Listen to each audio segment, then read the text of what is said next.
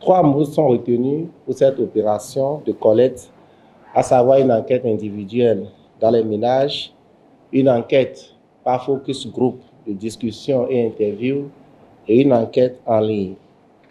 En ce qui concerne l'enquête individuelle, elle sera focalisée sur les individus au sein des ménages dans les 77 communes du Bénin et couvre la population majeure âgée de 18 ans et plus sur un échantillonnage aléatoire couvrant toutes les 77 communes pour une taille de 6 320 ménages à raison de 2 individus par ménage féminin et masculin, soit au total 12 640 individus à enquêter.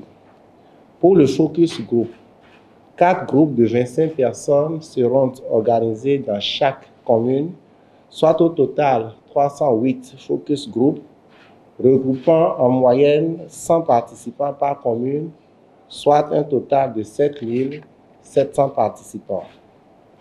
Les critères de constitution des groupes sont la présence locale, la représentativité au niveau local, la pertinence du domaine, le choix fait de concert avec les autorités locales. Au niveau central, l'échantillon des responsables institutionnels et des leaders d'opinion est constitué par un choix raisonné par organisation pour un total de 143 focus group et 52 entretiens individuels. Au total, pour le focus group, 451 séances de discussion et 52 entretiens individuels seront organisés sur l'ensemble du territoire national. Quant à l'enquête en ligne, elle donne l'opportunité à tous les Béninois, y compris ceux de la diaspora ou en déplacement temporaire à l'étranger, de participer au processus en exprimant leurs perceptions et aspirations. La taille de l'enquête en ligne porte sur une estimation d'environ 100 000 réponses attendues. Des Béninois de la diaspora. C'est vrai, une caractéristique fondamentale du processus, c'est celle donc de la large participation de l'inclusion, de manière à ce que nul ne soit laissé de côté. Et pour nous assurer de ce que nos compatriotes qui ne sont pas ou qui ne vivent pas à l'intérieur du territoire national participent pleinement à ce processus-là, puisqu'ils sont appelés d'une manière ou d'une autre à financer la réalisation des différents programmes et plans qui sont attendus ou qui vont découler de cette vision-là. Nous avons prévu les enquêtes en ligne. Et nous ferons la campagne de communication qu'il faut en utilisant tous les leviers à notre disposition, y compris en recourant aux différentes associations des Béninois à l'extérieur, au service du ministère des Affaires étrangères, de manière à largement divulguer ce questionnaire en ligne et collecter les perceptions et notamment les aspirations de nos compatriotes de la diaspora. Donc, ce canal-là est principalement dédié à nos compatriotes de la diaspora. Sur la neutralité du processus, c'est une très bonne question parce que lorsque nous parlons de la vision nationale Bénin 2060, il s'agit d'une vision sur 35 ans et donc forcément transgouvernementale. Il est important que dans sa construction, elle soit totalement dépourvue de toute influence partisane. Et le processus en lui-même est construit pour assurer non seulement sa neutralité, mais aussi son impartialité. D'abord à partir du cadre institutionnel qui est mis en place pour donc le conduire. Quand nous regardons ce cadre institutionnel-là, il regroupe l'ensemble des composantes principales de notre société, c'est-à-dire le secteur public, le secteur privé, la société civile. Et quand je parle de la société civile, je parle des religieux, je parle des universitaires, je parle de toutes les confédérations syndicales de notre pays. Et donc, l'ensemble de ces composantes-là est mis, si vous voulez, à équidistance de manière à ce qu'aucune de ces composantes-là n'ait un avantage aussi bien informationnel ou un avantage comparatif vis-à-vis de l'autre. Voilà déjà, en termes justement d'arrangement institutionnel, une façon justement de garantir la neutralité et l'impartialité du processus. Au-delà de ce point-là, le processus suppose donc la validation par étape de l'ensemble des extrants. Et cette validation par étape suggère ce que nous appelons validation nationale. Validation nationale qui va au-delà donc d'une validation technique qui, dans le cas d'espèces, regroupe pratiquement exclusivement les sachants donc, de la chose. Et je dois ajouter que pour assurer aussi, disons, cette neutralité du processus-là, nous lançons ou nous venons de lancer une étape importante et décisive, celle de la collecte des perceptions et aspirations. Et les données qui seront issues de ces collectes-là viendront alimenter le diagnostic stratégique.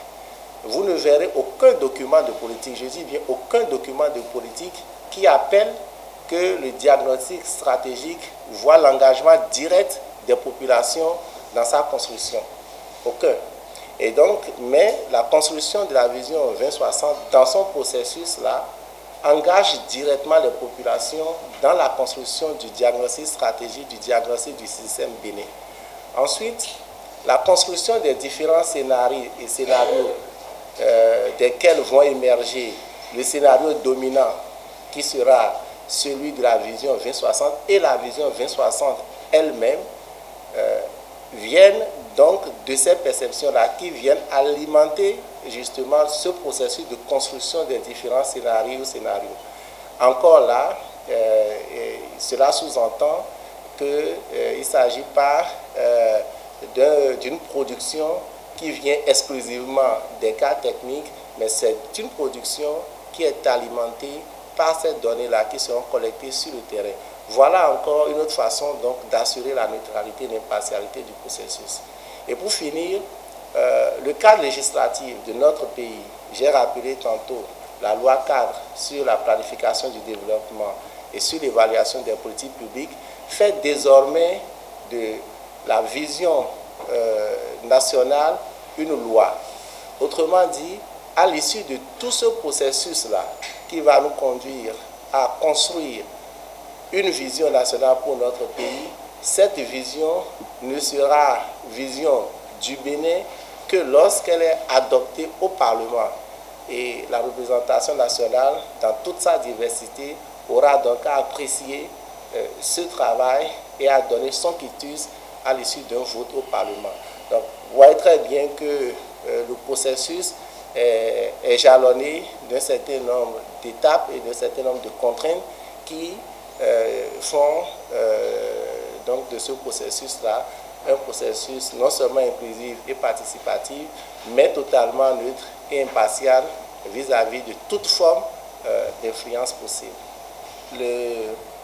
Le cadre législatif réglementaire de notre pays à travers la loi cadre sur la planification, le développement et l'évaluation des politiques publiques et le guide méthodologique d'élaboration des documents de développement impose qu'au démarrage de tout processus de production d'un document stratégique ou d'un document de développement, que l'existant soit évalué. C'est pour donc dire que la vision Bénin 2025 à l'AFIA a été évaluée. Et ça a constitué, pour dire, le point de départ ou de démarrage même du processus de construction de la vision 2060.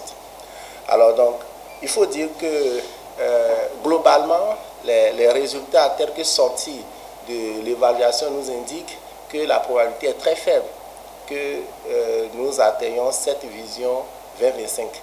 Probabilité très faible, en lien bien évidemment avec de petits ou si vous voulez, grandes déviances que nous avons enregistrées tout le long justement de ces 25 dernières années.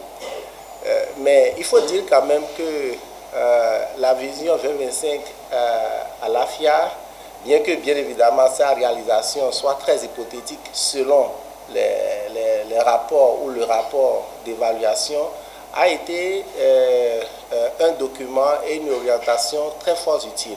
Fort utile en deux points. Le premier, c'est que dans le même temps que le scénario choisi, désiré et voulu par les Béninois est le scénario Alafia, le processus de construction de ce scénario-là a modélisé d'autres scénarios alternatifs, dont par exemple le scénario Wahala, ou le scénario tortue sur le dos, tortue en détresse, un certain nombre de choses que de façon permanente et continue, l'ensemble des dirigeants de ce pays avaient en ligne de mire.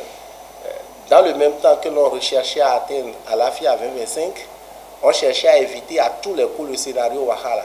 Donc, la possibilité d'occurrence du scénario Wahala a donné une certaine discipline à l'ensemble justement des acteurs qui étaient appelés ou qui sont appelés à mettre en œuvre la politique de développement dans notre pays.